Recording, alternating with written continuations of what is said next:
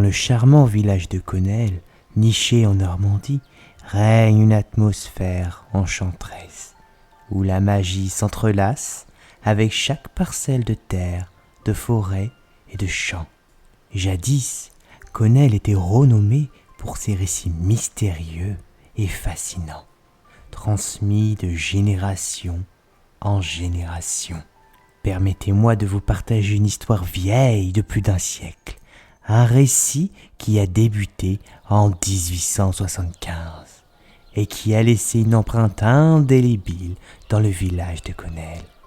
À cette époque, un jeune couple, Élise et Louis, décida d'acquérir une modeste parcelle de terrain. Leur rêve était de construire une maisonnette qui serait le reflet de leur amour et de leur attachement à cet endroit magique. Ils entreprirent alors la construction de cette maisonnette avec détermination. Chaque bloc de craie était extrait avec soin de la carrière voisine, puis taillé avec amour.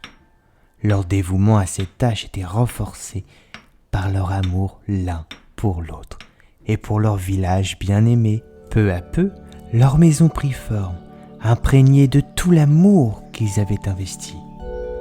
C'est ainsi que la magie, présente depuis des temps immémoriaux dans cette région, commença à s'épanouir dans leur humble foyer, transformant leur demeure en un lieu extraordinaire.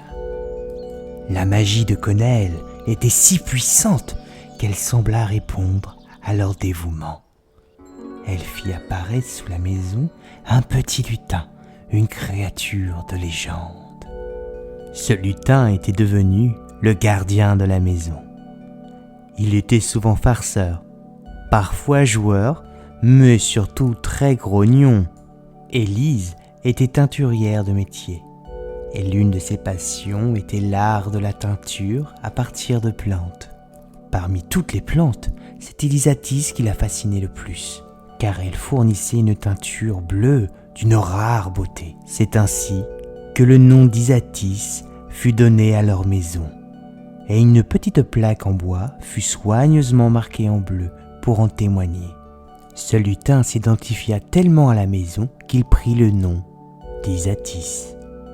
Pendant des années, le couple vécut heureux, et notre petit lutin, caché, devint le témoin privilégié de leur amour. Depuis les fondations de la maison, il écoutait les fêtes animées, les cris de joie et les éclats de rire. Tout cela le comblait de bonheur, car il avait toujours rêvé de partager sa magie avec une famille aimante.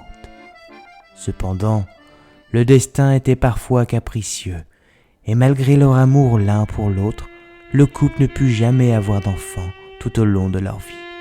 Ils vieillissèrent ensemble, tout comme notre petit lutin. Bien des années plus tard, le couple qui avait bien vécu ferma doucement les yeux. Notre lutin Isatis, se sentant épuisé par toutes ces années à veiller sur eux, il ferma à son tour les siens pour s'endormir, semblable à un long sommeil, telle une hibernation qui allait durer des décennies. Les jours passèrent, les mois, puis les années. La maison fut abandonnée, tombant en ruine, et plus personne ne s'intéressa à elle, sombrant dans l'oubli pendant plus d'un siècle. L'histoire d'Isatis et de sa maison magique semblait être perdue dans le temps. Mais plus pour très longtemps.